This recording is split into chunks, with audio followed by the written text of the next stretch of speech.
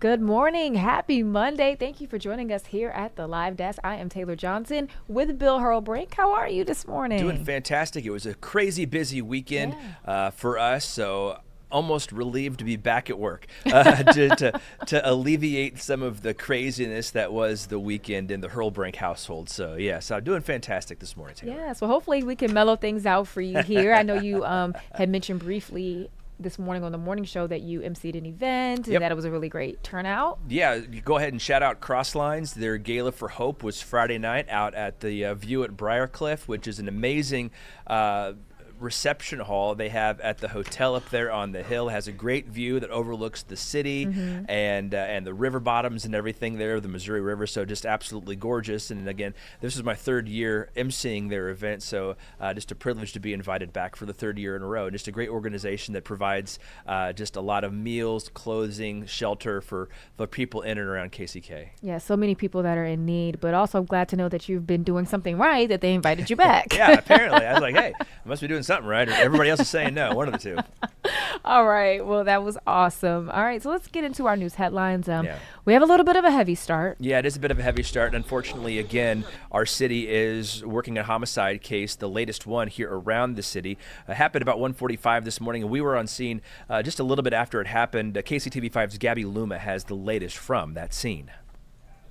I'm KCTV5's Gabby Luma here at 16th and Oakley on Kansas City's northeast side after a homicide happened just behind me at 16th and Drury. Now, this happened at about 1:45 this morning. Officers responded to a shots fired call. That's when they arrived and they found people flagging them down, saying that someone had been shot. Now, they found the victim lying on the ground with unknown bodily injury. Now, again, this was a shots fired call that they were responding to. It's still unclear if that victim had any gunshot wounds. The body was still on the scene when we arrived at about 4:15 this morning. It was cleared around 5:15, 5:30 this morning, and we are still working to learn more about a possible suspect or suspects, as well as what led up to this incident. We'll keep you updated on that story there. But Missouri's new redistricting maps, they have been signed into law. Governor Mike Kehoe, he made the announcement this weekend saying Missouri values on both sides of the aisle are closer to each other than they are to states like New York, California, or Illinois. He also thanked President Donald Trump and state legislators for helping get the map on his desk. Now, if we take a closer look at this map here at the 5th district surrounding the Kansas City area, you'll see that this new map splits the district into 3 parts, creating new 4th, 5th, and 6th districts. Now, some of you will still be in the 5th district, but our Morgan Rydell went out to talk to residents about where they fall now. With the new congressional map now past the governor's desk, some residents are left confused. Yeah, well, I started looking to figure out what district I was in and had conversation with a friend. Could not figure out what the dividing line was. So I spent a lot of time Googling, like, where are the new district lines? And Jennifer Rowe lives in the state's 811th voting tabulation district. It sits right where the new 4th and 5th congressional district line is. But Rowe says the maps appear unclear where the actual line lies. Beyond that, she says neither new districts align with her neighborhood in Brookside. It's just egregious how the map is drawn and how far south it goes, the 4th district, and how far east the 5th district goes. But I would appreciate it if my district better represented who I am and who this neighborhood is. She's not the only one surprised this got signed. Matt Harris is an associate political science professor at Park University. He says this is an expected step, but with an active court case, there could still be changes here. Particularly the controversy over whether the districts were drawn in a way that's clear or whether there are voters who are technically in 2 districts. And the governor seemed to say that he'll let the courts play that out as they will. While that would push legislators back on their plan, Rose says it's a welcomed hurdle. It's really surprising to me that the governor would choose to sign it into law, knowing that there's uncertainty with the map. I'm hopeful that there's so many problems in it that whomever our judicial system will stop it. The governor's office says there are 2 distinct congressional districts in District 811, but did not clarify where that line is on these new maps. In Kansas City, Morgan Rydell, KCTV5 News. Well, today is your last chance to early vote in the special election to recall Jackson County Executive Frank White. Tomorrow is Election Day, and remember, your polling location for early voting may be different than your actual polling location on Election Day, so make sure you double check before you go to make sure you're going to the right spot. Now, Frank White came under fire for the 2023 property tax assessments that gave residents major headaches and saw huge increases in property valuations. He holds that the tax issue wasn't the county's fault. Now, thousands of early voting ballots have already been cast, according to election officials. And I would just say, Taylor, that our investigative reporter Samantha Boring has sat down extensively with Frank White Jr. All of the reporting is here on KCTV5+. If you'd like to go back and maybe watch some of that so you have a full context from the man himself before you go cast your ballot on either today or tomorrow. Yes, very great to mention. And actually, we will be showing that in about an hour or so great. here. So be sure to stick with us here at KCTV5+ to tune into that interview with our Samantha Boring. All right, so a trial that could reshape the future of abortion access in Kansas continues today. Abortion providers, they're challenging state restrictions that require doctors to warn patients about premature birth or breast cancer risks and to tell them medically induced abortions can be reversed. Providers say that this does violate the state's constitution. Well, the community has waited 3 years for justice in the death of North Kansas City police officer Daniel Vasquez. Today, Joshua Rocha, who you see on your picture here, is going to be facing a jury to decide if he murdered Officer Vasquez back in 2022. That trial is set to get underway here. Well, actually started about an hour ago at 9 o'clock. KCTV5's Nathan Brennan has the latest. The man accused of killing a North Kansas City police officer will stand in front of a jury later this morning. Joshua Rocha, he is accused of killing North Kansas City police officer Daniel Vasquez back in 2022. Now, this all happened leading up to a traffic stop is when, unfortunately, Officer Vasquez was shot and killed. Now, Joshua Rocha fled the scene. Ultimately, he did turn himself in. It's been a long process. The family has waited a long time to get to this jury trial. Now, over 3 years later, we will have a team in Clay County for this entire trial. You can, of course, on your KCTV5 streaming platform. You can also follow us on the KCTV5 News app. All right, that was our Nathan Brennan reporting. And just want to turn our attention really quickly to KCTV5.com. That trial today is our top story. In addition to, Bill was just talking about our interview with Frank White. That is on our main page as well. So all the information that you need to know leading into these top headlines and the new developments are here. And then as we get more updates, we will be sure to bring those to you right here at the live desk, on air, and of course online. All right, now, well, what was supposed to be one of the most memorable nights of a high schooler's life is now something that many local families are wishing they could forget. So Liberty High School, they had to cut their dance short this weekend because of a fight that led to evacuations. The school principal says initial reports of gunfire were just balloons popping, but then that created chaos and confusion. But then after a fight broke out, the school decided to just shut things down for good. The school says, though, if you lost or left anything behind in the confusion from that day, you can pick it up from the school's office today. Counseling services are also available to those who need them, and we are following up with the school to find out next steps. Yeah. So, I don't even know. It's just sad that the actions of a few ruin a good time for everybody, right? I mean, my son had his homecoming. He's a junior, so he had his homecoming dance this weekend too. And I wouldn't lie, there's a little part of me in the back of my mind that's like, I wonder if things will stay under control. And luckily his did, but it's unfortunate just a series of events happen. Yeah. Have some popping balloons, and of course nowadays anybody panics about loud noises like that. And I mean, unfortunately, that's kind of the world that we live in, is that sometimes there's panic. Luckily, this was not the case there. Just a couple kids causing some issues, getting a fight, and then had to ruin it for everybody else. Yeah, a lot of chaos. So, funny story. When I was a high school senior, right before our prom, this like big old fight broke out. And we were lucky that everything was already paid for and like organized, that they weren't going to cancel the prom. No. But I was worried for a second. Bad news bears there. No. Yeah. All right, well, let's turn to some good news from over the weekend, because yesterday the Chiefs played.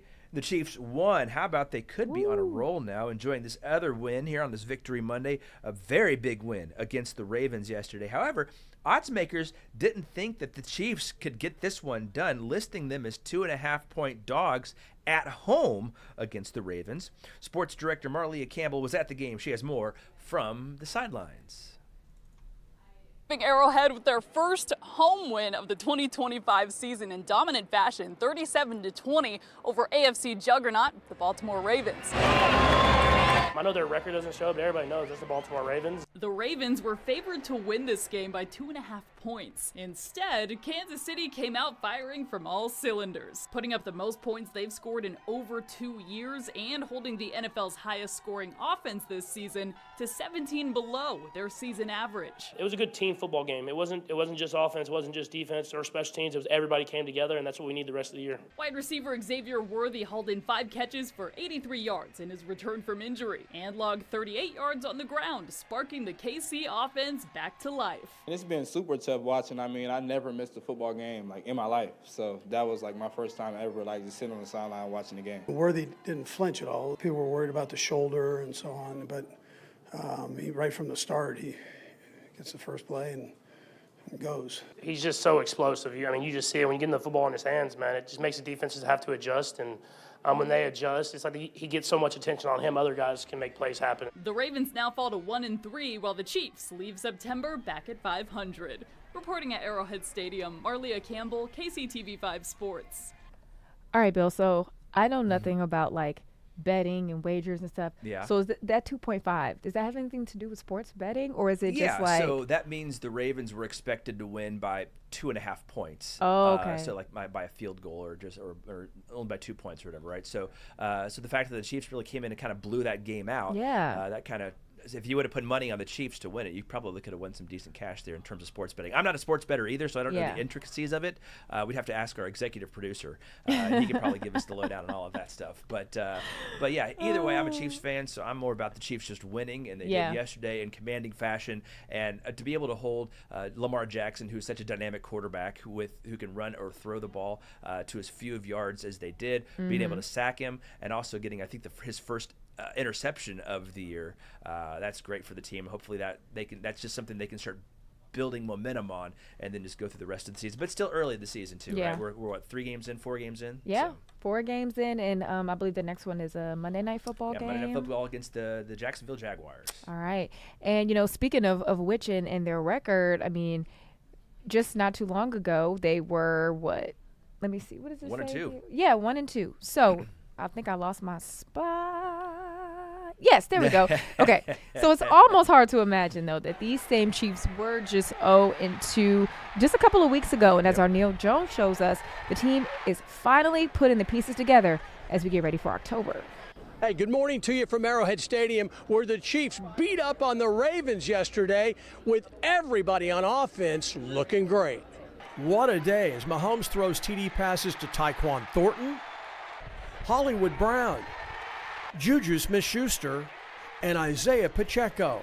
So did having all that speed on the field open things up for the offense? It did today. So the speed was good. Everybody played well, but the spotlight's on Xavier Worthy, number 1, who sees his first significant game action this season, catching 5 balls for 83 yards. And he leads the Chiefs in rushing with 38 yards on just 2 carries. He's not just like this fast receiver that can run down the field. He's gained weight, he's kept his speed, and he's showed that he can be a guy that can do everything. Now, Chris Jones had attended his aunt's funeral on Saturday, and he received a huge pregame welcome. Being able to feel the fun, feel the love, the energy in Arrowhead Stadium. I don't know about you guys, but yesterday's game makes me feel a lot better.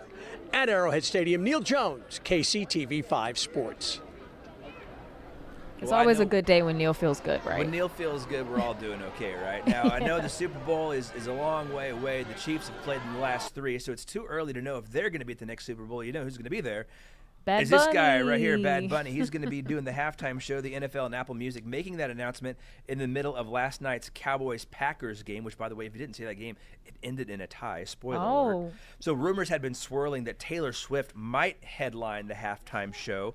NFL Commissioner Roger Goodell even kind of hinted at that, but, of course, it didn't happen. I'd also heard rumors yesterday, even as late as yesterday afternoon, that Adele I heard about the Adele one, could too. have been the halftime show as well. But meanwhile, Bad Bunny is going to be the one who did it. He just released an album last January. That was his 6th solo album. And I know he's been putting on some shows recently in Puerto Rico. A lot of folks have been flying from the mainland down to Puerto Rico just to see the shows and kind of experiencing Puerto Rican culture and coming back. A friend of mine just did that here about a month and a half ago or so. But yeah, it'll be a unique show. I mean, we had Kendrick Lamar last year and the Bad Bunny this year. I wonder what it sets the stage for here in a couple of years from now. Yeah, he's kind of a big deal. I think he's also going to be hosting SNL again. Oh, really? When the new season starts, which he did previously. Yeah. And I only know that so much is because I worked at a NBC station last time.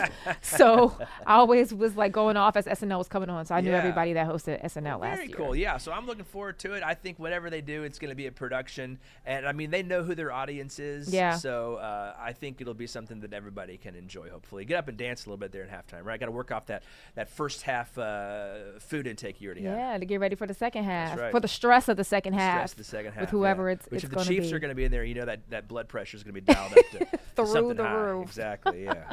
All right. Well, with that being said, we're going to take a quick break. And when we come back, Stevie Stevenson is going to be here to talk us through the forecast.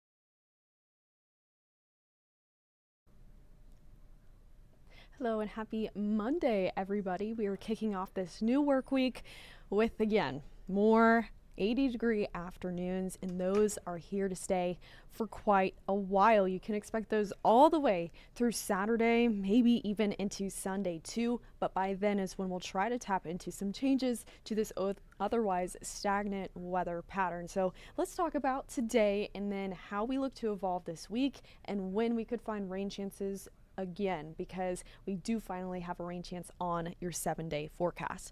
For the rest of your Monday, though, we're already in the mid 70s out there, so that means that we're easily going to cool into the 80s by lunchtime. 86 looks to be where we end up right around 3 o'clock through the 4 o'clock hour, and then we do look to cool down pretty nicely and efficiently into the evenings yet again, which means it's going to be a beautiful evening out there. So I'll get you a look at your evening forecast too.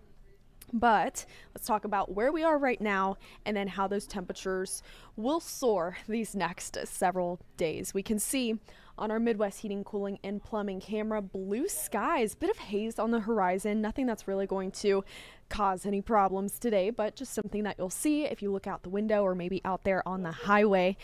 Plenty of sunshine coming into our atmosphere today. That's warming us up again. Going to be another very sweaty one out there, especially in the heart of the afternoon. Blue skies will also mean that we're not dealing with rain chance today. So that one rain chance we do have, not a problem for us today. Won't slow you down at all.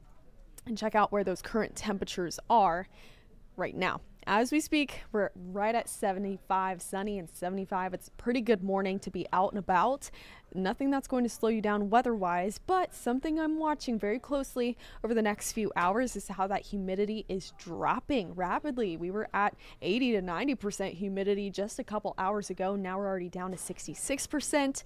We're going to get down to about 35% later, which I know those percents don't mean a whole lot, but it will have a big impact in how today feels, and I'll explain that here momentarily. Here's stepping you through your afternoon and evening time. As I mentioned, really nice out there, especially by the time we get closer to sunset, 80s and then low to mid 70s after sunset.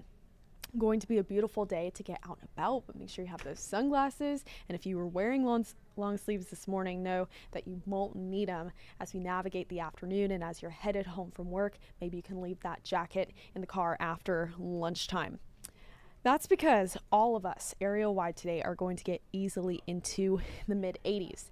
86 degrees here in Kansas City. Elsewhere, exactly the same stories for some of us, though, especially over on the Kansas side. We might be able to get just a couple degrees cooler. You're really not going to notice it, but it's there. We'll take anything that we can get as this new round of warmer temperatures comes into play right at the end of September. Today we are sitting about 10 to 12 degrees warmer than where we should be for this time of year. I'm calling it third summer now. It sure does feel like it to me.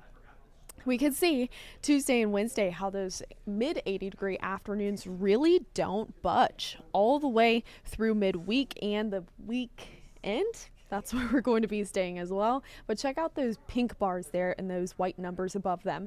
That's heat index, or feels like temperatures. That's what happens when we factor in the humidity that we have and what it does to make our body register those temperatures as. On Tuesday, something very interesting. Normally we talk about feels like or heat index temperatures that are well above what the thermometer is reading, what that number above the orange bar is. But instead, we're going to have a negative feels like temperature out there on our Tuesday, maybe even at points on our Wednesday. That's because that humidity is so low. Essentially, in short, the atmosphere doesn't have a lot of moisture. So when we sweat, it can take that moisture away, therefore helping us feel cooler. Those heat index temperatures are how our body registers the heat in the shade. So in the direct sunlight, it's going to definitely be feeling warmer, especially because that sun will be beating down on us day after day. Lots of blue skies ahead. As I've mentioned, there's really not a whole lot of change in our forecast from today all the way through Saturday. At times, we'll find days that have a bit more cloud cover than others, like today when we compare it to Thursday or Friday. But every day will be greeting us with some sunshine and a lack of rain chances. We're not going to have to deal with a rain chance at least until Sunday. That's going to be the first signals of when we could find rain re-entering the forecast, but that chance is very low. So just expect more comfortable summer-like afternoons and more comfortable, or rather more sweaty afternoons and more comfortable mornings and evenings on the way. Speaking of, let's give a second for those evening forecasts because they're quite nice out there and something that you won't want to miss out on. If you're missing those fall feels, this is the time to get out and about. It's the evening, right around sunset and then onwards. That's going to be the coolest time of day. In those mid to low 70s is where we should be in the afternoons. You can notice they're not coming around till 8, 9, 10 p.m. in the evening time, so I don't want you to be missing those fall feels too bad, but know that they're definitely not coming in the afternoon like we would hope that they would. Those overnight lows, though, are going to stay relatively comfortable, kind of like what we had stepping out the door this morning with a lot of humidity, but those temperatures not too bad. They're in the 60s, should definitely be towards the low 50s, but some of us this morning were able to dig into those 50s. Others will be able to again tomorrow morning on your Tuesday. And you can see as those overnight low temperatures do stay very consistent day after day all the way through the weekend. Still normally, and when we average out a whole bunch of years in data, we should be in the low 50s, but instead low 60s. It's a change that we'll notice, but at least we're finding some sort of relief. At least we're finding some sort of time to give our air conditioners a break because I know that they are all running overtime in the afternoons. Now let's chat rain, when we could find the next chance and what to even expect from that chance, because we haven't had rain in quite some time. Just now, finally some cloud cover pulling into our atmosphere into the rest of your day, most specifically though the afternoon and evening, but that won't be enough to bring us a rain chance. But when could? Well, we're talking late this weekend. That's when some of our longer range data is trying to find some signals of rain. They've been trying to latch onto it for several days now, but they're finally just now becoming convincing enough, and we're close enough to the weekend to put a rain chance on there. If you're curious what that rain chance actually is, I don't want you to get too excited because it's not much. It's simply a 20% chance on your Sunday. That's not a great chance for rain, but it's at least signals of rain that could come to fruition and could become more likely over the coming days. When we're this far out from a potential chance for rain and a potential system that brings the rain, we still need some time to tease out the details and figure out exactly what this is going to look like. But for now, we're at least having some very low end signals that rain is possible as we clear the work week and go into the weekend. Otherwise, that's pretty much it. We're staying dry, we're staying low in terms of that humidity, so that's definitely going to bring nice relief. Let's check out that muggy meter while we're at it, staying down in that comfortable to bit humid range over the next several days. Now, that's very similar to what we had this weekend. So if you liked what we had this weekend, humidity wise, you won't be disappointed by what we have this upcoming work week. I know for me personally, this is my favorite part of the forecast because at least we're not dealing with oppressive humidity on top of these unseasonably warm afternoon temperatures. And maybe even by the time we get to the weekend, we can drop that humidity even further. That would definitely be nice. But the reason for now that we're staying dry and we're staying sunny and we're staying rain free is this huge system of high pressure.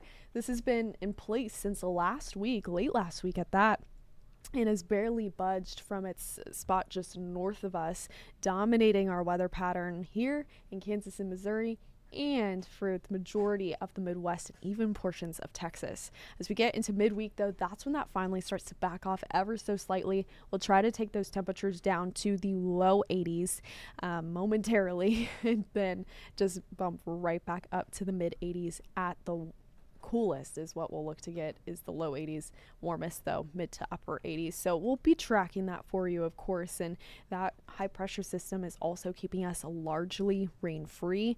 And we've been showing this map for a few days now, this potential rainfall map once it loads, but it's finally starting to bring some shading into our area. Previously, all the way through the weekend, in fact, we didn't have a single fleck of green on the screen, a single chance for rainfall in the next 7 days. Now this goes all the way through next Monday, which means that rain from Sunday potentially, and maybe even after that on Monday, that's the color that we're seeing here. That's where that color is coming from. It's not coming from any time before then, but at least we're seeing this eastward nudge in those greens and blues to try and find signals of some rainfall headed our way. Our environment desperately needs it. We're under drought for the majority of the metro. Our environment is stressed out. I'm sure your lawn is crunchy in some spots. It's been a struggle to get any sort of decent rainfall, especially this month and last month. So we'll try to bring in the month of October on maybe a wetter note at times. We definitely won't be doing that by the first few days of October, though. That's where we find ourselves in the mid 80s, even still. Not a rain chance in sight until we get all the way to your Sunday. October starts on Wednesday, though, and that's also going to be our first sunset right at the 7 o'clock hour of the season, but also the last one, or rather right at the top of the 7 o'clock, but also the last 7 p.m. sunset that we'll see from then on outwards. We are going to start finding them in the 6 o'clock hour and eventually in the 5 o'clock hour over the next few months. We won't find 7 p.m. sunsets or later until March. So make sure you enjoy these next couple evenings. I know it's a little warm in the daytime. If you're not a fan of it, I do apologize, but we do still have at least nice evenings and nice starts to the days. So that is the silver lining in your First Warn 5 forecast this week. Let's bring you back to your Security Bank 7-day forecast, which shows you more of the same and everything I just mentioned, with those very consistent afternoon temperatures, very consistent overnight lows, and in general, a lack of rain chances. But there we go. There's that 20% on Sunday. Other than that, I hope you guys have a wonderful rest of your Monday, and Taylor and Bill will be right back.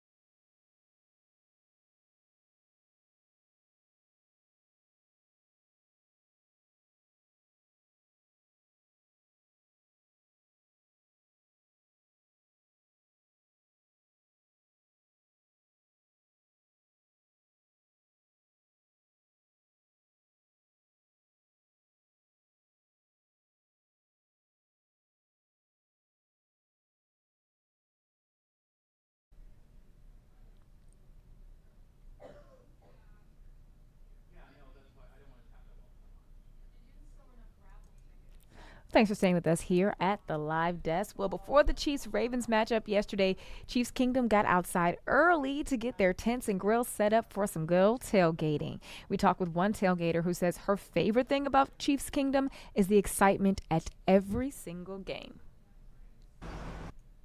The fan enthusiasm, fan involvement, everybody's just up cheering the whole time, and it truly is a family. No lies told there. Well, if you didn't set up shop outside of Arrowhead, then you might have been over in Kansas where NASCAR fans, they had a party of their own at Kansas Speedway. I think they were even making some spaghetti out there. Our Nathan Brennan has more on the Battle of the Tailgates. On most Sundays in September, the biggest tailgate in town will be at the Truman Sports Complex.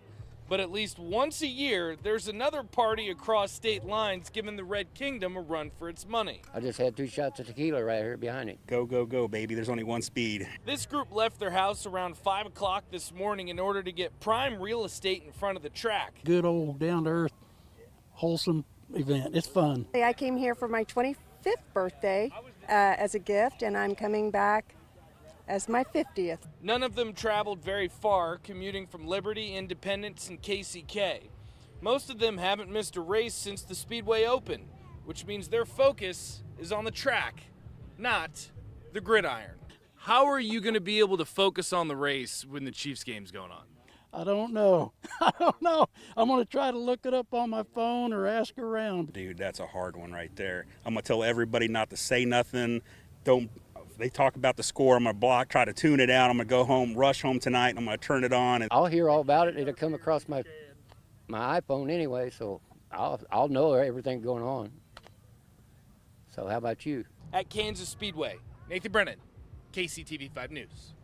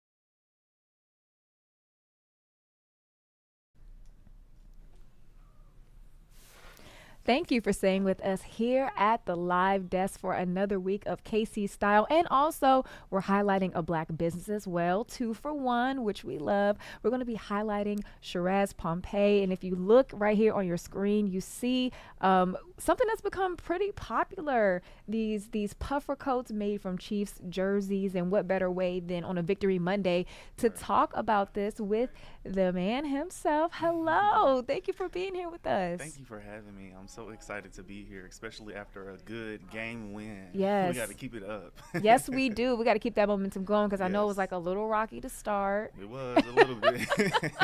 But I feel like it's okay to start off like that. It's not about how you start, it's about how you finish. So if we keep that momentum going like we have right now, I think we're going to do really good. Yes, I love that outlook, and that's so true. And speaking of finishing how you start, talk with us about how you got started as a designer. Oh, well, as a designer. So this year will mark my 11th year as a fashion designer here in Kansas City. I started immediately after high school. I studied at Purcell High School, and I did a half semester with my teacher, which is still teaching to this day. Her name is Pamela Lucas. She kind of gave me the gas, and then from there I've just been, trialing along the best I can. A lot of it is self-taught, and a lot of it is trial and error. YouTube, there's pattern making videos, there's classes that I do. So it's really, for me, it's how I express my creativity, and it's really therapeutic for me. That's awesome. Wow. So you said a lot of it is self-taught. So Self-taught, yes. I'm assuming you took fashion class in high school. Did you? Just a half semester. Just a half semester. Yes. So I took fashion class in high school as well. We had 4 levels, and I got to all 4. But my story is that I am not a designer. I cannot sketch. We made like pillows with the sewing machine. Yes, that's usually the beginning class. Yes. But what I had aspired to do was write about fashion, so like to be on the front rows of the shows and things like that. But I'm just so intrigued by the fact that you were self-taught. So I guess, you took the class in high school, but was there anything before then that made you, discover that fashion is something you're passionate about? So I want to say during high school, I didn't have the luxury of having new clothes all the time. So once I did my half semester fashion design class, I literally started making my own clothes for school. And if it wasn't making my own clothes, it was piecing together something from my sister's closet that I would take and they wouldn't know about, or just my own outfits, interchanging them. But really, it was because I didn't have the luxury of having new clothes, so I decided to start making my own. And then from there, when people realized that, oh, he's pretty good at what he's doing, let's ask him to make us designs, and it became clientele at that point. So in the beginning, it was really just me doing another thing, expressing my creativity, just trying to do something new or find a home in somewhere. And I was able to find a home in designing, and here I am 11 years later still doing it. And it's my passion. Yes. Like, I have my boutique now. I was able to check things off my bucket list, people that I've worked with. So it's been a journey, but it's been an amazing one. And it's so exciting. I'm so happy for you. 11 years is a long time. Thank and you. You've accomplished so much. I can't wait to talk with you next week. We'll get to that. Yes, I'm excited about that. So let's talk about your boutique. Yes. So when did you open it, and how has it been for you?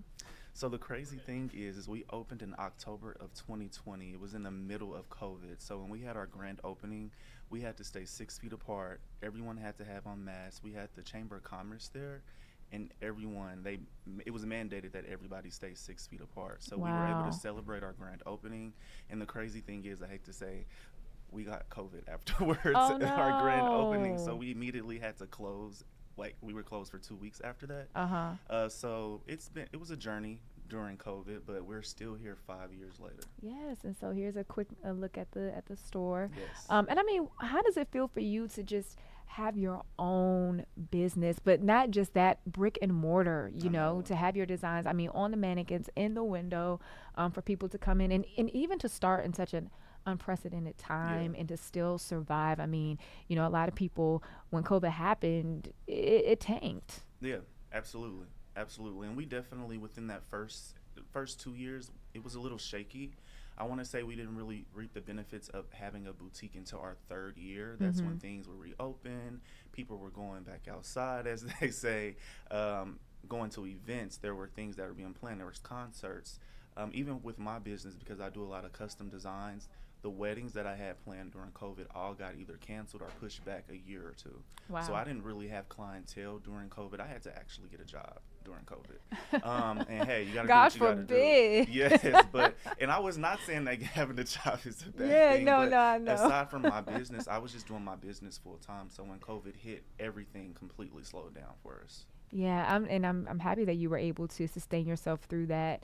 Yeah. And just based on what I've seen, so I came across you through a feature. I think you were in the Star recently, the Kansas City Star, and I was like, oh, he looks really interesting and cool. I just love. Yeah, the outfit I had on, it was at the awards. The guy that did my article for the Kansas City Star, I can't think of his name right now. I feel so bad, but he recognized me from the awards. I had this gold outfit on, and it was something I've never wore before. I stepped out of my box, and then from there, me and him got acquainted, and we talked, and then he did my article for the Kansas City Star. So that was amazing. I was able to check that off my bucket list as well. And my grandmother called me and she said, I seen your ad in the paper, because my grandmother still reads the paper. Yes. So she was so excited, and we have that, like, for me it's history now, so I can keep that article forever. We are grateful for your grandmother for keeping and she's gonna hold on to it forever too. Yes, keeping the newspapers in business. So how would you describe your style? So for me, the statement that when everybody asks me that, I say I make sure the next outfit I make is better than my last. That's how I challenge myself to continue to make new things, be creative, and just make sure I'm continuing challenging myself year after year, because it could get hard sometimes trying to find inspiration. You know, we lost Joann's fabric stores here in Kansas, well, everywhere, not just Kansas City. And that was a huge blow to the fashion community here in Kansas City, because anyway, we don't have a huge fashion industry. There's not a lot of fabric stores. There's not a lot of resources. So now everything for my clients that I have to use for material-wise, I have to order. So I can't even walk into Joann's. There's Hobby Lobby and Michael's. There's some small mom and pop stores here, but they all have 25% of what Joann's had. So it's difficult. Yeah. It's difficult. And then too, you know, not being able to have access to go directly into the store. Say you need something at the last minute. It's not as easy. You just have to entrust in Hobby Lobby or Michael's or Amazon. You know, Amazon is always comes in handy. But going into Joann's, I would get inspired by just touching the fabrics, going down the aisles, and I don't have that now.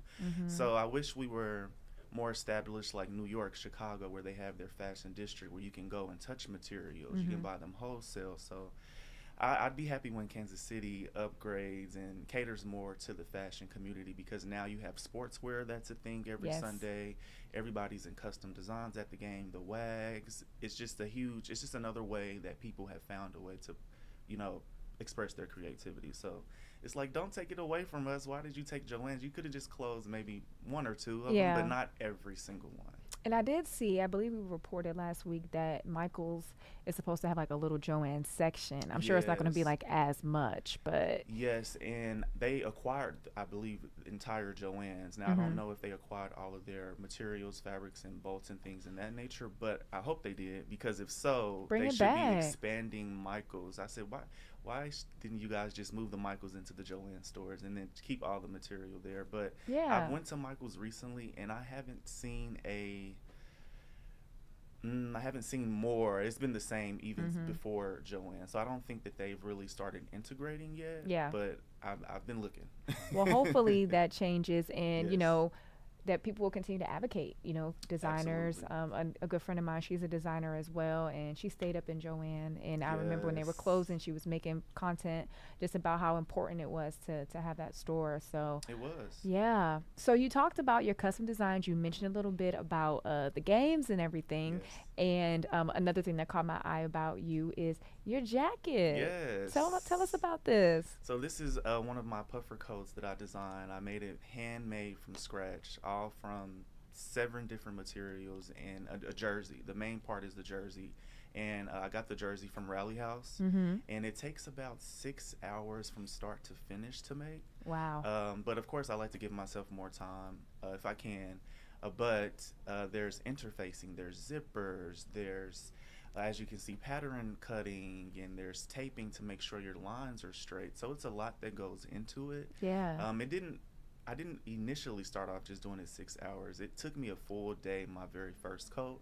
Wow. And then from there, I started getting more intricate with the lines because my first coat, the numbers were crooked. So I didn't ever zip it up. I said, I cannot zip this Gotta up. leave it open. I got to leave it open until I got better. And then now it's easy for me to, while I'm working, to catch those things, to say, okay, make sure your lines are straight, because it's all about the details for me.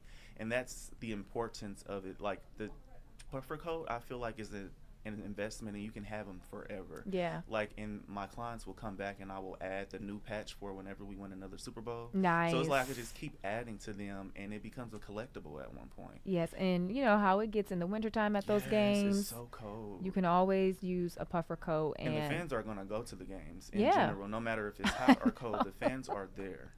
And the good thing about it too is that you don't have to like hide, No. you know, your gear with you don't know, have to coat. be like this the entire time. It's like, oh, I'm just in my puffer jacket. It's warm. And when I tell people it is a coat, like it weighs about 5 to 6 pounds. It's not a, I tell people it's not a blow in the wind coat. This is a coat that is heavy. It's going to keep you warm from start to finish of the game. I love that. And so the one that you have on right now looks like you have like some rhinestone embellishment. Yeah. So I bedazzled the front numbers of these. I believe this is a Clyde Edwards-Helaire jersey. And then also my hat that I made. I actually made this hat this morning. You made it this morning. Yes, so how long did that take? I want to say 30 minutes. It's so cute. And I'm a beret. Girl, okay, so I'm loving it. I'm loving it. Let's show another one here of you. So another thing too is just the precision, you know, and how you talked about that it took a little bit of a journey to perfect it. It did. So once you got it right and you got the formula down, it's like home run after that. Yes. It's like now I can make sure while I'm designing it that I don't make those same errors that I made for the jacket prior. So each jacket, I feel like I get better, and that's what I love about doing them, because each jacket is different. Each one is one of one. Yes. There's never a duplicate of the jackets. I love that. And so when people decide that they want to order one, and you said it, it takes some few hours, but how soon in advance do people start to order these from you? Especially, as the season gets underway. Yeah, so of course, once the season gets further down the line, it's really busy. But I have a lot of my clients that order jackets order almost the season prior or the very beginning of the season before it starts, because you can't wear these during the summertime. You'll be sweating. Yes. So they usually want them during the cold winter games or right when it's fall. So usually the season prior or literally the start of the season, they'll reach out. But when I first released the jackets, I only did 10 at a time. And I believe within that first day that I released them, I sold all 10. Oh my gosh, I love that for you. And I know you don't just do jackets. So I was looking at your Instagram recently, and I think you did like a corset. Yes. And then this looks like it's kind of cinched at the waist, this jersey here. So it's an elastic in the inside of the jersey. And I forgot the method that it's called, but it's a rouging method from right under the number to probably above the waist. And it's a women's design, and it kind of has that fun and flirty flair at the bottom, but it also cinches the waist at the same time. And the women love cinching the waist. Yeah. So I love that. I love that design. And I made that for Clyde Edwards-Helaire wife. So she wore that to the game, and I just like being creative and making new designs. That was the first time I did that style too. And so just talk about having like the girls wearing your designs, the wags, and for people who aren't aware, wives and girlfriends of the sports players. So that's a way for them to not just watch the game, but also support their significant other and enjoy. And I mean, it's another way to show up and be creative. Ever since the Kristen, I can't think of her last name, she did the design. She made the first puffer coat for Brittany and Taylor. From there, I feel like sportswear became a huge thing. Like every Sunday, the Wags are wearing a new design. It's another way for them to honestly show support for their significant other. So for me, I'm honored to have them at the games because, of course, you're seeing them on a large platform. I'm doing something new and fresh, because usually I'm just doing prom dresses, suits, wedding, bridesmaids. So I didn't really get into the sportswear until Kristen made those jackets. That's when a lot of people started reaching out saying, hey, we want to dress up to the games. The Wags were more maybe the Wags didn't mind expressing themselves in different ways, like wearing different outfits, skirts, corsets, making corsets out of jerseys. So it just changed a lot after she introduced those jackets. Yes, and it's so unique, and especially in a place like Kansas City where sports is just a big thing. It is. You know, shout out to the Chiefs for the Super Bowls. Yes, I'm sure that probably has helped you out a lot.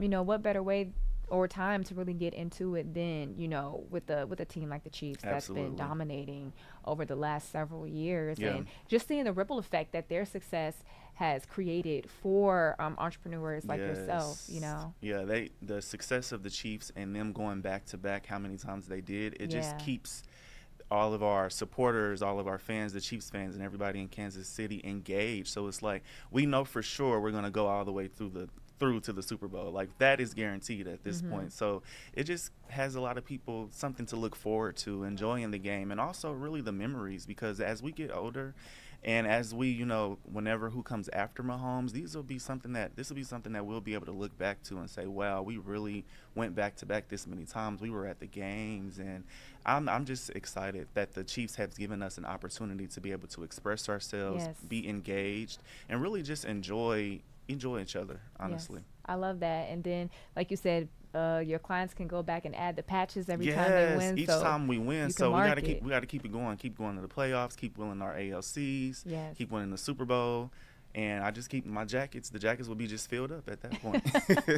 We love to see it. So just let folks know how they can find you, get in contact with you. Maybe they want to order one of your jackets or your hat. Absolutely. So you can find my jackets. They are online on our online boutique store. It's www.theblueprintkc.com. You can go through our custom items and you'll find the jacket there. I do the jackets in cropped version and also full length as well, and they come with a hood that is can be made detachable also. Awesome. From there, social media, you can find me on Instagram as Bad Boy Rez. Our online store on Instagram is the Blueprint KC, along with Facebook and what else? TikTok is also Sherez Pompey and the Blueprint KC. You are everywhere. I love it. You got to be everywhere in this economy. Hey, TikTok. What else is it?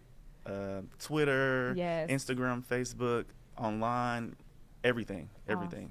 Well, I am so happy for you and for your success, and I'm excited to just see what you continue to produce. Thank you. And you'll be back with us soon, because we're going to talk about more of your work. Talk about more, in a different capacity. Excited. I can't wait. Well, again, thank you so much for being with us, Sherez. Thank you for having me. And with that, we're going to take a break. We'll be right back.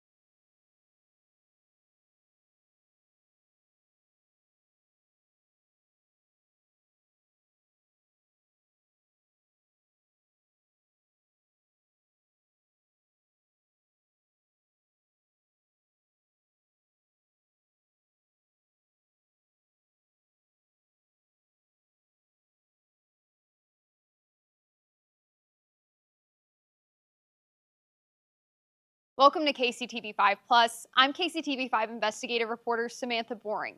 By the end of this month, Jackson County voters will decide if Frank White will keep his seat as county executive or be recalled. While White makes his voice heard often, it's rarely on camera.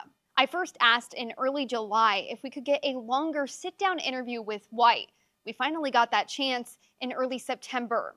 We talked for about 30 minutes, no questions off the table. We had a lot to cover: property taxes, the stadiums, his time as county executive, and the recall. I asked about it all. Here at KCTV5, we felt it was fair to bring you this interview in full because you might have some of the same questions that we asked, and we want you to hear from him yourself. So here's our exclusive interview with the county executive. Well, thank you for joining us to do this interview, and lots to talk about, so I just want to get started. So you started back in this building here in the Jackson County Courthouse in 2014 and then moved into the county executive seat in 2016. Right. But before that, we know you came from a long background in baseball. Today, how does it feel sitting in the county executive seat? It feels great. I mean, when I think back to how I started, I got up one day, I was working at Truman Road in Chestnut and decided I wanted to try out for the Royals Baseball Academy and talk my boss, Mr. Bozart, in a couple of days off to try out for the team. So I went down to Old Municipal Stadium and for 2 days just tried out, and they selected me to go to the Experimental Baseball Academy. And so I went from making $100 a week to $50 a month and room and board, and most importantly, an opportunity. And to be able to turn that opportunity into an 18-year baseball career was pretty fantastic. And then to be able to build on that, build on my years of service in our community, and my name recognition, and my name has always stood for character, professionalism, integrity, and I think that was the one thing that really springboarded me into politics in 2014. Yeah. 9 years later, what are you most proud of as county executive? The progress we made. I think we made tremendous progress here at the county, from benefits to the associates, infrastructure, and being able to really correct a lot of things that needed correcting, deferred maintenance, things like that. So we've been able to, our new detention center, we've been able to really improve that situation. We should be able to move in next April. We've been able to start our community health programs, Our Healthy Jackson County. At that time during COVID, it was Our Healthy East Side Kansas City. And so mainly it was just one of those things where we just recognized that the community was definitely, the health equity wasn't quite there in our community. So we decided to build on the confidence of educating our residents on the vaccine, how important it was, and I could just been able to combine with UMKC, University Health, and Children's Mercy to bring this program together, and getting support of our legislature to move it forward has been tremendous, and it's an ongoing program that I'm very proud of. Our Kids to the Park program I'm very proud of, taking urban kids to Eastern Jackson County to enjoy those amenities and boating and swimming in the lake and things like that. I'm proud of that. But I think mainly I'm just proud of the people that I've brought into the administration, the people that have worked hard every day to keep us going, keep moving the county forward, and there's still more to do, and I'd like to be able to do that, but I'm just proud of the fact that I've just been able to be re-elected multiple times, which shows that the community has a lot of trust in me and to do this job and to be able to do it for as long as I've done it. It's just been very impressive. Yeah. You've been in a lot of different avenues when it comes to being county executive, which makes sense. You're one of the top dogs here in the county. A lot of topics are covered when you're in this role. So I want to talk about some of the ones that people might be keeping an eye out on the most. So let's start with property taxes. Okay. So of course, it's been a hot topic the last few years. We know in 2018, 2022, 2023, people started to get upset when they were getting back their property assessments. They were seeing high increases, some people more than 50% Today, there's that ongoing class action lawsuit, and there's been an order by the STC to comply with a 15% cap with the earlier assessments we saw. Now, with all of that, do you believe the county properly followed all the right orders to get to the point of high increases that we first saw in 2022, 2023? I believe so. I think that the State Tax Commission, they send down the mandate. Our assessor, she puts together a plan. She lets the STC see that plan. And the final analysis comes that the legislature has to approve that plan. And in February 2024, the legislature voted to approve the assessor's 2-year plan.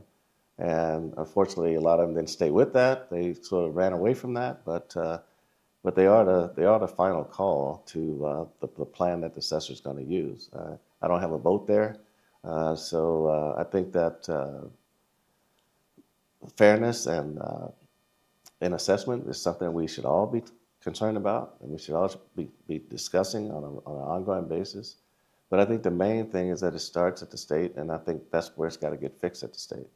And we push back against the STC for obvious reasons, because our job is to protect the taxpayers, make sure that we're in compliance, and that's what we did. I mean, we met the mandate of 90% of value, and right now you got about 88 counties that are pushing back against the STC because they want you to be at 90% of value, but then they send down mandates that says 15%.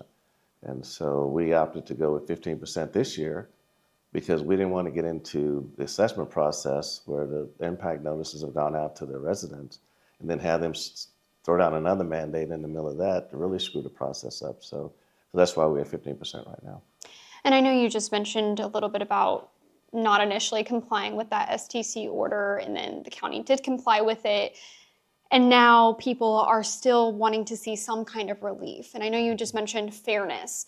Do you feel that the county was fair throughout that process? I think we were fair in terms of the mandate that we were offered to deal with. I mean, I think that fairness starts at the top. It starts at the state, and they have to realize that this is going to be a burden or not a burden. And then, like I said, when we send the plan back to them, then they've got to approve that plan. And if they approve that plan, that means the plan is okay. Then it comes to our legislature, then they have to approve that plan. And when they approve the plan, then you feel like, okay, we're on the right track. But I think that we've been aware that when it first came out, that it wasn't what everyone expected. But we tried to work with them through our appeals process and so forth to try to get that rectified as best we could. You know, this year, a lot of commercial property owners are seeing an impact with their assessments. A lot of them are saying they're seeing massive increases, just like we saw back in 2022, 2023. Is the county, I know you all had mentioned that they were trying to work, there were some problems this summer, they were trying to make some fixes. Is the county doing anything to fix the situation that commercial property owners are dealing with right now? Well, we're doing all we can do. I know that when I came into this office in 2016, the commercial property values weren't, they'd gone 10 years and never even looked at commercial property values. So when you continue to kick the can down the road, sooner or later it catches up. And now it's about being fair. And I think that the assessor has worked hard to get to that level of fairness. And I think that those conversations are always going to be had and should be had.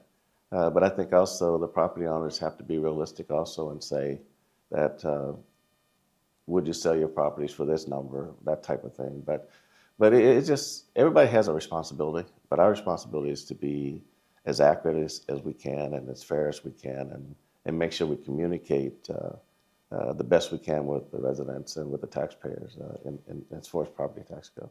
Now, speaking of the assessor and accuracy, there have been claims that things have not been completely accurate throughout this assessment process throughout the years. You appointed Gail McCann-Beatty back in 2018 as county assessor. How do you think she's done these last 7 years? I think she's done a good job in terms of meeting the mandates of the State Tax Commission.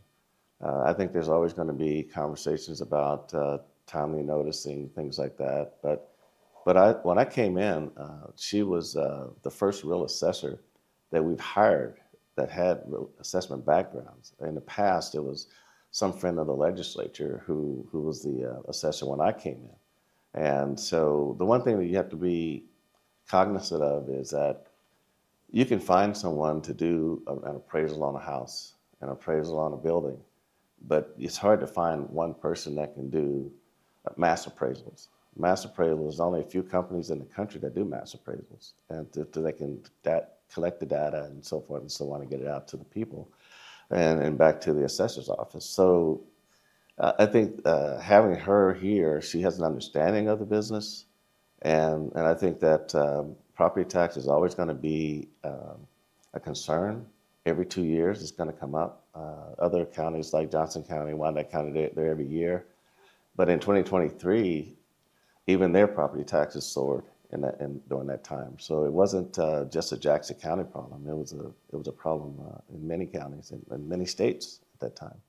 All right, let's get into something you're a little more familiar with just from your background, baseball, but also football on the gridiron. The Chiefs and Royals. We saw quite a bit last year with them, with the initiative on the ballot failing. To this day, we still do not know the future of the Chiefs or Royals and what they're planning to do with their stadiums. Why do you think that's the case currently? Well, I think I'm not sure why they're not communicating at this point. We have sent offers there, term sheets there that are there. But I think that my concern right now is to keep both teams in Jackson County. I think that the important thing that I have to do is negotiate a deal that's good for the taxpayers. And I think that's where we ran into a snag during that last negotiating session, was the fact that we couldn't get them to sit down and agree to a lease agreement. And if you think back to that time when the legislature voted that tax on the ballot, it wasn't really, there was no agreement in place. We didn't know where the teams were going to go. And I think the people saw the lack of information. The people voted against it because of lack of information. But like I say, my goal is to keep both teams in Kansas City and in Jackson County. And whatever we can do from the county's perspective, we'll be willing to work with them. But you have to come to the table and you have to negotiate. In the recent meeting that you spoke at with some Democrats a few weeks ago, you said that the current deal is a bad one. Do you think that there is a better deal that could keep the teams here?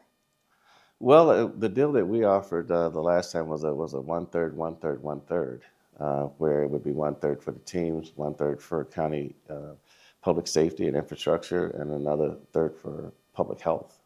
And that's, to me, if you're looking to do a deal of that magnitude, and you look at the fact that the county is paying more than they're getting, then I think the community benefits of the health aspect of it would be the thing that the voters will see and say that we're actually working together and we're actually trying to be partners with the county and the teams together. And so it was a way that everybody could win in that situation. So where you're not giving everything away in the current lease is, we're pretty much paying way more than we're getting, and I think that's the big thing. So I think we pointed out in there that we're spending almost $54 million a year with about $6 million in return, and I think that is a concern. You've mentioned that you haven't heard from the teams recently, haven't really been in contact with them. What would be your message right now to Clark Hunt and John Sherman with the future of these franchises? Oh, I would say that we've supported both teams since 1972. We've supported them in a first-class fashion. We've done everything we can to keep the stadiums in first-class condition, and we'd like to continue that tradition that we've started back in 1972. And we'd be willing to sit down and negotiate and maybe hopefully come up with something that's going to be in the best interest of both teams and the county itself. All right, let's talk a little bit about your time with the legislature, specifically about your role as county executive. So under the county charter, it states that the county executive shall devote full time to duties of this office. Do you feel that you followed that every year? Yes. Mm-hmm. How so? Well, you have to really define what full-time duties are. Is full-time duty is in the office 24 hours without leaving the door? No. Because even as executives, you play golf, you go fishing, you take vacation, you do a lot of things that normal people do. Now, another thing within the county charter that's a requirement as county executive is attend meetings of the county legislature and participate in discussions without vote. So I asked the county clerk, how many meetings have you attended so far this year? And she says you've been to 1 out of 34 present here in the building. Where have you been during those meetings? I don't think that's accurate, but if you look at the our county councilors, we've asked that question from the first day I came into office. But our government is structured like the state government, where the governor and you have your legislature, and the governor doesn't go to legislative meetings. He sends his staff to legislative meetings, and that's how we work here. So they said I have a right to participate if I'm there. But usually when I go to meetings, it's because I'm curious about something, or if I got something to report on that's going on great at the county. But there's no statute that says I'll have to attend their meetings every meeting. So, no, I mean, I do a lot of things. I visit people in rehab centers. I cut ribbons, do groundbreakings. I do a lot of things. You said you don't think that's accurate. How many would you say you've attended this year then? I can't give you that number. But even if I attended 9, it's still, I'm not required. What about the voters who are frustrated when they don't see you at those meetings? Maybe they want to speak to you. What do you have to say to them? Voters? Voters, residents, people that might be there wanting to speak with you about issues they might have within the county. Well, these are not county executive meetings. These are legislative meetings. And so their comments would be to the legislature and not directly to me as the county executive. So another reason we wanted to speak with you and sit down with you was regarding the recall election. By the end of this month, voters will be able to head to the polls. They're already voting now to decide if they want to recall you from this position. Now, we know you've tried to fight this in the legislature, in court. Where do you stand now with the entire recall situation? Well, I think it's not in the best interest of the county. I don't think it's in the best interest of the taxpayers either. You have 5% of the people trying to overturn the majority votes. I mean, there was 118,000 people that voted for me to serve this term. But I think it's a waste of money. This recall election is going to cost us $2 million. And I don't plan to run for re-election next year anyway, so it seems like it's a waste of taxpayer dollars.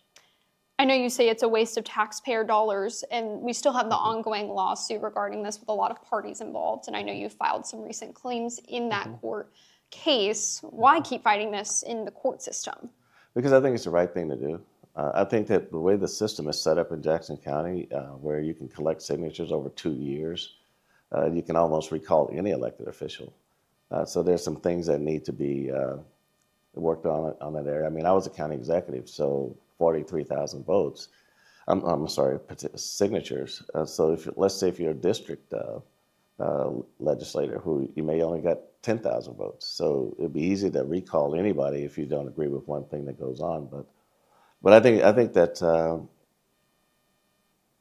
there's a lot of things to be done here. I'm a guy that likes to complete what I signed up to do, and the voters gave me 4 years to do what I need to do to make the county better, move the county forward.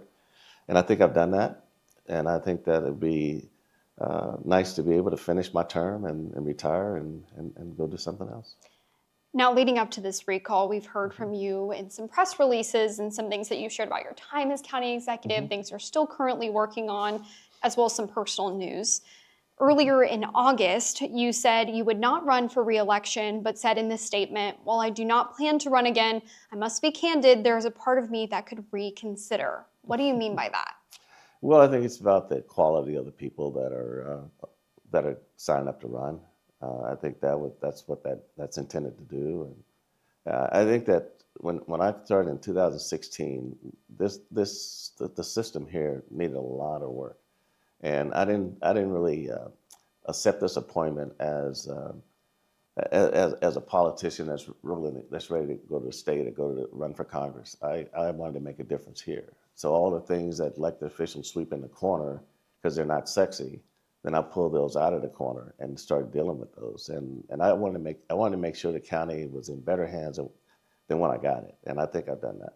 So are you saying if the people who say you get recalled do run, and you say they might not be up to par, would you run again?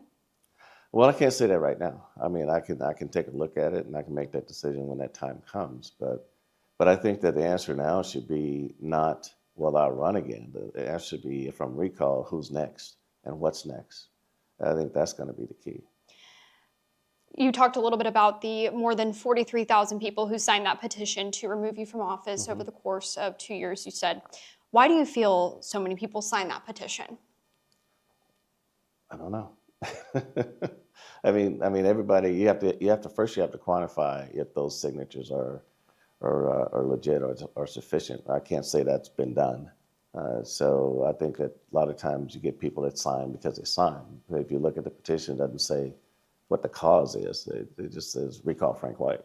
So it has to be for cause. And I think as long as you follow the law and the statutes of the state and the county charter, then I'm okay with that. You know, you've heard those frustrations, whether they be at the recent South Kansas City Dems meeting. We've seen people outside protesting or having press conferences. Why do you think that they are so frustrated in wanting to recall you? Well, I think there's a lot of things at play here. You have different motives, so why people do what they do, who the leaders are. But I think I would just say, if you go back to the stadium vote and you look at the the campaign financial statement and follow the money, then it'll answer a lot of questions for you in that area. Do you feel that there's anything that you've been unfairly blamed for during your time as county executive? Well, yeah, sure, but I think when you're at the top, then people are going to look to you.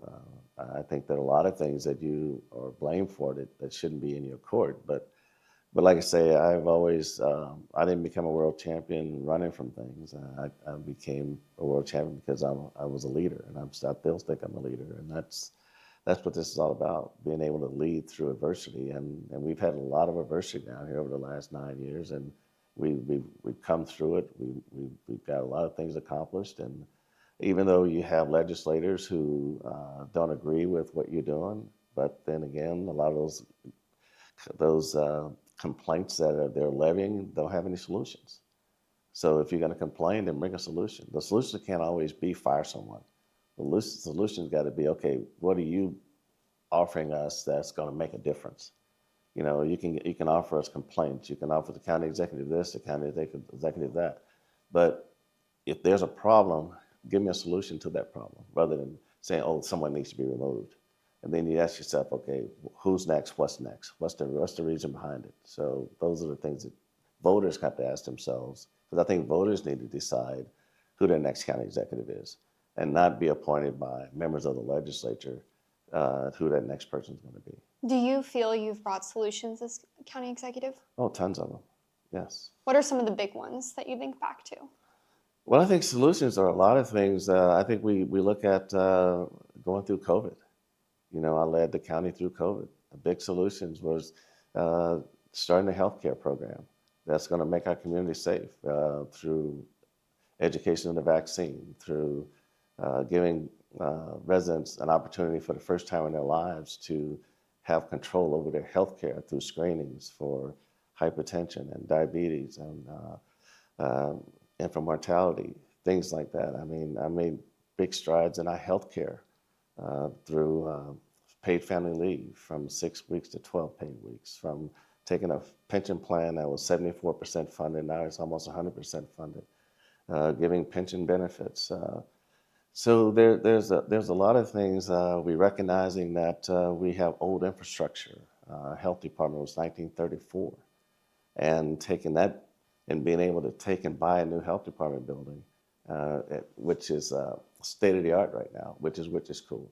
And then working with our previous legislature, because they realized that this building is really not conducive for administration and to be in most courthouses don't house administration. And so they saw the need for that. So that's when they allowed us to purchase 1300 Washington. So now it's just about getting the legislature to release the funds to get that building done. I think bringing this courthouse through the flood and getting new elevators, working with the courts. We have plans to do some infrastructure in the building once we get people moved out. So those are big things for me. So we can go down the line, but I think that just making things better overall for the people that work here. I mean, one of the big things was when I took over, salaries were $8 an hour, and now we have everybody at the county making a living wage, and we're in the process now doing another pay study and another possible pension benefit increase. So I think we've come a long way. I really do. I really think that a lot of these things aren't sexy. I mean, they're not things that people can see, touch, and feel. But I think that when you look at the 1,100 plus people that work for the county, I think that we have to look at property tax being an important part of it, but at the same time, the county's much bigger. Overall, last 9 years, is there anything that you would change about your time as county executive? No. No regrets? No, because I think I pride myself on following the law, the state statutes, and then the charter. As long as I'm making decisions based on those things, I don't have any regrets at all. Obviously, we cannot tell what's going to happen in the future with the recall election. Regardless of that, what do you want your legacy to be as Jackson County executive? Well, I think you're always going to have that crossover between sports and being an executive in politics. But I think the people who understand how politics works and how government works, I think they will be able to look at our body of work down here and say that we did a great job. When you talk about when I started to the end and the things we've been able to accomplish, I think that most people can look at that and say that we did a great job. I don't think it can be one thing like, well, he didn't do a great job on property tax. That's not your body of work. Your body of work is what you have to be judged by. And if I'm judged by my body of work, then I think my legacy here would be he made a difference. Stepping away from our interview, I can tell White is trying to stay focused on his role as county executive. He says he's proud of the work that he's done and says he has no regrets during these last 9 years. Ahead of this recall election, here's what to know if you're a Jackson County voter. Absentee voting has already started, with no excuse absentee voting starting on September 16th. Now, there's different locations for those who vote in Kansas City and those who vote in other parts of the county. You'll want to check with those election boards to find your location. The official election day is September 30th for the recall. For KCTV5 Plus, I'm Samantha Boring, KCTV5 Investigates. Welcome to KCTV5 Plus. I'm KCTV5 investigative reporter Samantha Boring. By the end of this month, Jackson County voters will decide if Frank White will keep his seat as county executive or be recalled. While White makes his voice heard often, it's rarely on camera. I first asked in early July if we could get a longer sit-down interview with White. We finally got that chance in early September. We talked for about 30 minutes, no questions off the table. We had a lot to cover: property taxes, the stadiums, his time as county executive, and the recall. I asked about it all. Here at KCTV5, we felt it was fair to bring you this interview in full because you might have some of the same questions that we asked, and we want you to hear from him yourself. So here's our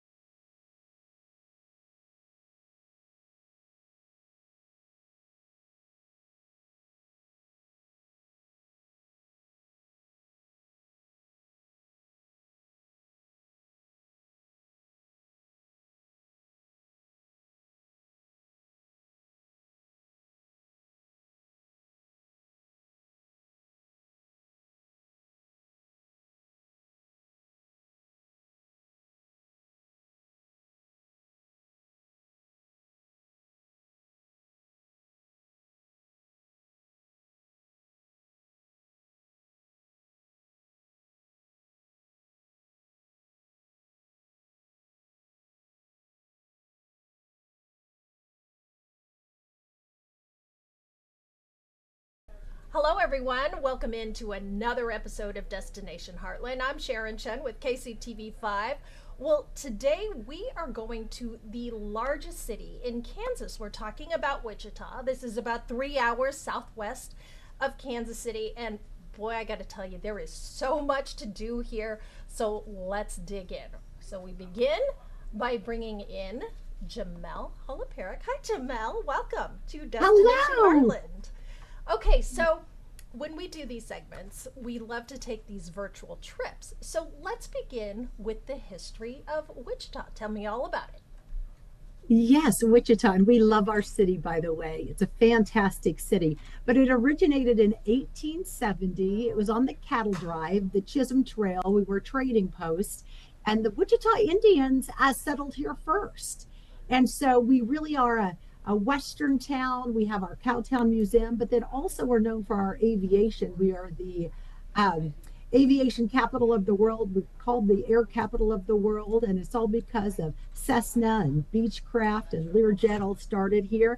And so we're really just...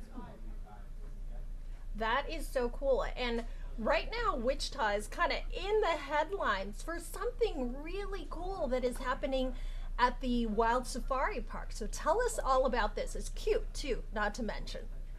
It is very cute, Sharon. Yes, Tanganyika Wildlife Park is just such a neat place. And I'm sure you've seen and heard about Mars, a little baby hippo that everybody loves.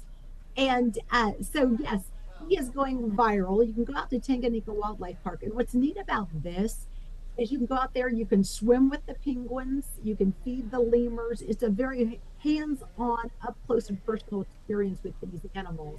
And I mean, people from all over the country have been coming here to see Mars, the new baby hippo.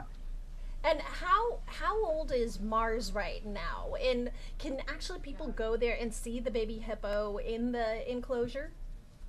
Yes, just a few months old, and he is adorable. And you can go there and you can see his mom, Posey. And what's kind of funny is she really mothers him. You know, that's kind of how he went viral, is that she was trying to get him out of the water and nobody could get him out. And all the zookeepers were trying to get him out. And then all of a sudden the mom came out and just gave him this really like mom stare, like you get out of that water. And so then Mars kind of listened to the mom and went. But yeah, you can go out there, you can see Mars, you can see Posey. I mean, just adorable. And then all the other animals, feed the giraffes. You get to pet the sloths. It's a great experience. Oh, that is so neat. And what is so interesting about Wichita too, it's not just the wild animal park. You guys also have the Sedgwick Zoo too. So tell us all about that. Absolutely. Yeah, we have Tanganyika, as we were just talking about, the wildlife park, but then we also have the Sedgwick County Zoo, and it's one of the largest zoos in the country. It's been named top 10 zoos in the country. And what's neat about the zoo this year, and it's also made national news, is we have 4 brand new baby elephants. And this is one of the first zoos to have so many elephants pregnant at the exact same time. So now we have 4 little baby elephants out there running, following their moms. It's so cute to see this. And so then also out there, they have about 3,000 different animals you can see, you can visit, you can feed some of the animals there as well. Wow, that's amazing. Something in the water there with the elephants for sure. I know. It's a baby boom here in Wichita. It really is. But it's just getting so much attention just because people love baby animals, and they are so cute to see. Oh, for sure, for sure. And I mean, hard to believe, but maybe animals may not be people's things, but there's also some really cool opportunities to see some beautiful plants too. Yeah, our botanical gardens is just gorgeous. You go out there, it's on 18 acres of land, all different colors of flowers. People love to go out there, Sharon, and take pictures, family pictures, selfie. I mean, it's just beautiful what they do. And what's really neat too about Botanica is then during the holiday, we have illuminations. And I mean, there are 2 million lights all over the gardens. They have a huge Christmas tree about 62 feet high. You go out there, get your Christmas pictures. They put a lot of work into those gardens. Oh, that is so awesome. And I mean, I I was so surprised when, I mean, we always see the commercials for Visit Wichita, right? But then when you actually dig into the amount of things to do in Wichita, there is a lot happening there for sure. Okay, we talked about the wildlife park, the zoo, and the botanical gardens, and you also have an art museum too. Yeah, we do. We have a lot of museums here, which is really fascinating, and they are fabulous. We have the Wichita Art Museum. It has about 12,000 different pieces of art you can go see, and it's known for its historical and contemporary pieces. So it's kind of an all-over range. And they have some neat events over there too. Sometimes they have live music, sometimes some theater, just to make it more interesting and exciting for families. And that kind of leads us too into Sharon Exploration Place. This is our children's museum, and we have a lot over there. New exhibits, we have traveling exhibits. Right now, it's the Barbie exhibit. So all the little girls love going over there to see that. Yeah, that's the one that caught my eye. Not the Barbie exhibit, but the exploration place, because it does look fascinating. And I mean, science is always so cool to learn about. You also have the old Cowtown Museum, kind of a nod to that Wild West history. That's right, our Wild West history. This is really fun because when you go to Cowtown, you just go back into time, into the 1860s. So you get to see how they dressed and how they decorated their homes and what they did. And they have saloons, they have gunfight reenactments, you can get carriage rides. So it's a lot of fun, and you do when you go back in there, you feel like, man, this is how they used to live in the 1860s and on. Yeah, and what I think is also so interesting too is that Wild West history is kind of throughout that region, so you can really get a sense of, you know, the not involvement, but just that historical aspect of Kansas and the Wild West. Right, exactly. Because as we were kind of talking before, the cattle drive, came right through here to Wichita. And so the Delano district, where we still have a lot of restaurants and different things, that's where it all started. So when you come back here, you really learn the history of what it was like back then. That's so neat. And let's talk about another element of history, which is, you touched upon it, as Wichita is the air capital of the world. Now we know that, there's a lot of aerospace companies located there, which we may not necessarily be able to tour, but people can get an experience, a slice of that aeronautics industry there. Oh, absolutely. We have a lot of aviation history here. And the big one that people really love is the B-29 Doc. This is pretty incredible. It's only 2 of the flying B-29 bombers left in the world. I want to make sure I say it just right because there's only 2. And one of them is here, and it has the B-29 Doc hangar. You can go visit. You can see it up close and personal. And that's just really neat. We have a lot of aviation enthusiasts who come here just to see Doc. Oh, I can imagine that. I mean, to me, that is so interesting. I love, we just did a segment on Atchison, and we talked about Amelia Earhart, and, there's a hangar museum up there where you can see the plane that she flew. Also fascinating too. So I'm sure a lot of people would flock there to see the B-29 Doc hangar. I just think that it is so interesting because Wichita has so many unique experiences. And we talked about all the different museums and historical aspects, but even just today you can go there and you can experience quite a few sports events there in town too. Right, absolutely. We have a lot of great sports team. Our Wichita Wind Surge, we have a new ballpark stadium, and it is gorgeous. So you can go watch baseball. We have Thunder hockey here. Of course, our Wichita State Shockers are fabulous. And one thing we really pride ourselves into, Sharon, is we get a lot of big sporting events here in Wichita. And this year we had the U.S. Figure Skating Championships, and they were the nationals live on TV, and it was before they went to Worlds. And so we're excited about that. And then we also get NCAA here in Wichita. We have a big fan base cheering on those teams when we're here, and we have festivals and different things. So yeah, I mean, it's a great place to live. It's a great place to live and a great place to play too, is what it sounds like, for sure. And I mean, you also have a variety of live music events too. So you've got sports, arts, museum, and you also have live music too. Yes, and you know what's fun? because I do love live music. Do you? Yeah. Just going and sitting outside or being somewhere. And what's fun is we have it at our ballpark. We have concerts at our Wind Surge Baseball Stadium over here, Equity Bank Park. And so you can go listen to music there. And then also we have the Wave, and it's an outdoor venue, which is just beautiful. And we have live music. And then in some of our parks, and we just have kind of a schedule of live music in Wichita where it's going to be. And some of our restaurants have it out on patios. But people love to just go sit outside or indoors and listen to live music, and we have a lot of that here. And it's just neat to kind of get together. And we had a new music festival over the summer, and it was our second year for it. It's called Somewhere Festival, and it brought in thousands and thousands of people, and it was kind of all genre of different music. Wow, that's amazing. And I mean, the thousands and thousands of people. I mean, there is just so much there to do in Wichita with the events and festivals happening there as well. Absolutely. And that's what's so fun is that we have, on the weekends, we have down at our exploration place, it's down by our river. We have park runs where maybe 150 people just show up on Saturday morning at 9 o'clock and they go run together. We have outdoor yoga, which is fun. So if you're in town and you want to work out, you can go outside. It's just on the turf by Exploration Place. It's a beautiful area. It's by our Keeper of the Plains. And you can just do your yoga out there. I mean, that's what's fun about Wichita. We have a lot of neat coffee shops. If you like to just go sit in a coffee shop and have coffee, we have great breweries, all different kinds of restaurants.